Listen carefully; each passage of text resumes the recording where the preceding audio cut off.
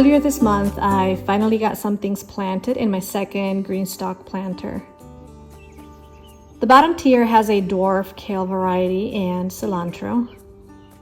I usually grow all my kale under some kind of row cover because otherwise they will be decimated by cabbage moth caterpillars. I am hoping these will be okay here. This next tier has 3 jalapeno pepper plants and 3 Swiss chard. This is my first year growing in a green stalk, and I don't know how well the peppers will grow here. I decided that planting these jalapenos here was a low risk because we really don't need a lot of jalapenos. And if they don't do well in this planter, we will not be too heartbroken. I will mostly be using this green stalk to grow leafy greens.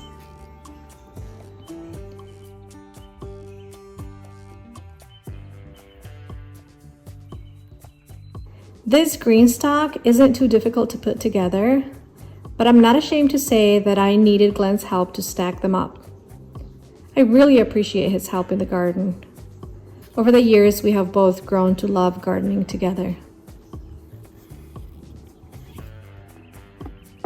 In the next tier, I planted some lettuce and left 3 of the planting pockets empty so I can sow more lettuce seeds.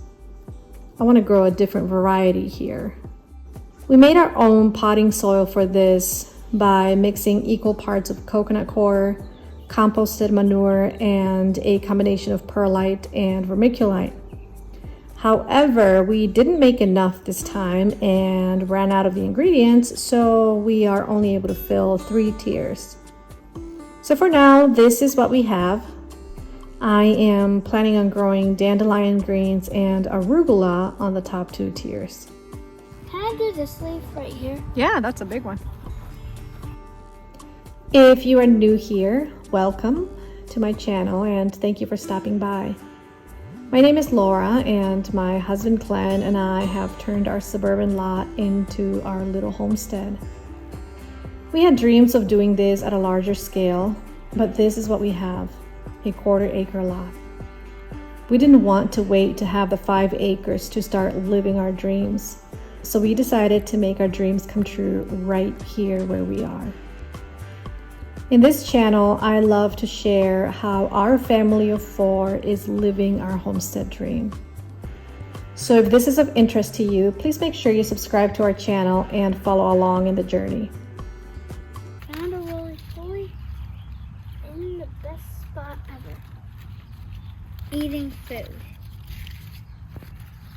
Eating food? What kind of food? I found a beauty. It looks like a moth-ish mosquito. If it's a moth, sweetie pie, you can kill it. I'm afraid that's a mosquito. Hey honey, do you think you can grab me a different something to put these things in? Sure. Yes, I can do that. You can do that? You know where another thing is, about? Probably. Okay. Thank you, son. I planted some kale in between these. This is kale right here. Because these lettuces, when it gets really hot, the lettuces are gonna die. And so then I want the kale to take over.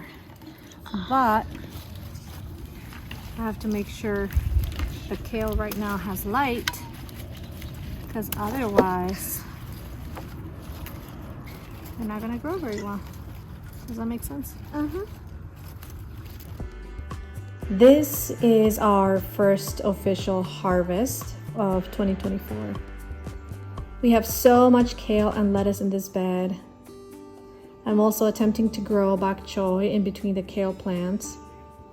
They will grow quickly and I'll be able to harvest before the kale plants completely take over the bed. There is so much more here that I could harvest, but I only want to harvest what we'll be able to consume today. We ended up with a pound of kale and 10 ounces of lettuce. Preparing a meal with our homegrown veggies truly makes my heart happy. There is nothing more beautiful and rewarding as that. I used some of this kale to prepare a simple lunch. So I am so excited to be able to eat kale again. I added eggs from our chickens, and just like that, I had a small meal that was completely homegrown. My son made himself a salad for lunch. One of the many blessings of homeschooling my boys is that they get to be home for lunch. Eating nutrient-dense meals is a priority for our family, and I love that our boys are being equipped with the knowledge and skills to one day be able to do that on their own. Right now, we're only able to harvest lettuce, but soon we'll be able to harvest all the ingredients to make a nutritious salad.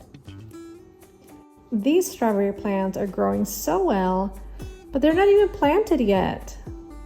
They have been sitting in water for about a month. I didn't mean to do that, but with all the demands of the garden, they just got neglected. I finally decided to plant them in one of my blueberry beds. I think they will make a great ground cover for this bed, since it feels like there is so much wasted space. I do a little bit of garden work here and there, so this video is actually several days worth of work. This is not a full garden tour. It's just a snapshot of what we've been working on in the early part of May. I love having my sons join me outside.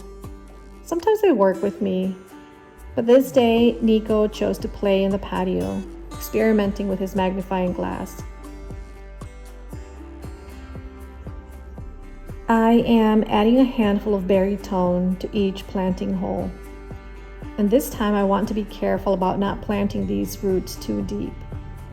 I will only bury the roots up to this point. I have a few plants in my strawberry tower that are dying, and I think it might be because I planted them too deep. I will show you an update on my strawberry tower later in this video. I planted 8 strawberry plants in this bed, and I know that over time the bed will fill out. Since we're here at the blueberry bed, let me show you how they're doing. Out of the 6 blueberries that we planted, only 3 are growing. This one is one of them. I mean, it's alive. It's not growing as much as I thought it would, but at least it's growing. This one took a little while to come out of dormancy, but at least it is now, and we see some new growth right there. So that's exciting. So that's the second one. The last one that has a tiny bit of growth is this one. But unfortunately, the other blueberries that we have, nothing is happening. Absolutely nothing. Like, these just seem completely dead. So I am really sad about that. Quite disappointed, actually. I am going to reach out to the company to let them know that their berries didn't work. So you see this one here, nothing is happening. This is the other one. That's the third one that is not growing. So I'll reach out to the company and see what they say. On to more positive news. These raspberries are growing. I was very nervous when I planted these bare root raspberry canes, but they're looking great. There are new canes that are growing from the side. This is a primal cane, so apparently nothing will grow out of this cane, but new shoots will grow from the sides, and those are the canes that will produce fruit this year. So I'm excited that all 3 of our raspberries are growing well. Blackberries are continuing to grow, and that's so exciting. We even have some buds here. We're very excited about that. Our onion and radish beds are growing very well. So I think in a few days we're going to be picking radishes already from this bed because I planted this one first. That one's gonna take maybe a week or 2 more.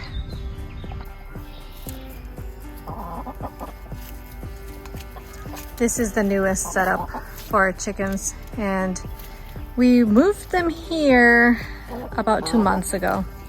and they have been loving all the space that they have to be able to walk around. And we also practice the deep litter method, so there's always a lot on the ground for them to scratch through.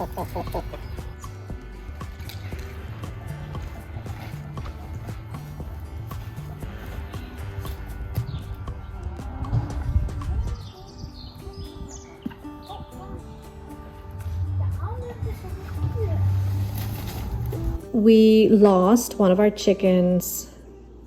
We found her body on one of our garden beds. All the evidence points to a great horned owl. Her entire head and neck were missing. There were no paw prints or any other sign of a four-legged animal. So we know that it had to be a bird of prey. It happened early in the morning when it was still somewhat dark. We had been leaving their door open at night, and they get up so early. We will never do that again. Now we close the door to their smaller run at night and only let them out to the bigger run once we are up and it is fully morning. It is so sad. It was a wake-up call for us. I had no idea that owls preyed on chickens. I started to get too comfortable thinking that these kinds of problems only happened when chickens were in large open fields. But now I know we cannot let our guard down. You're expecting me to give you something, aren't you?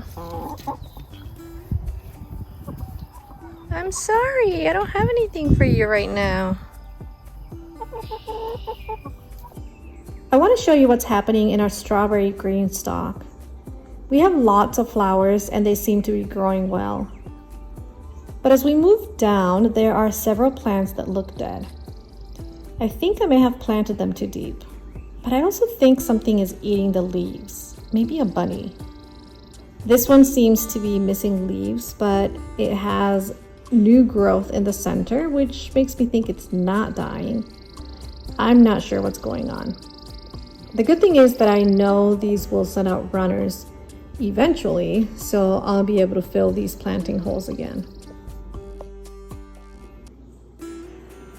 Thank you for joining me. We have so many seedlings that are ready to be transplanted into the garden. I'm hoping to be able to do that in the next week or so. I'll see you next time.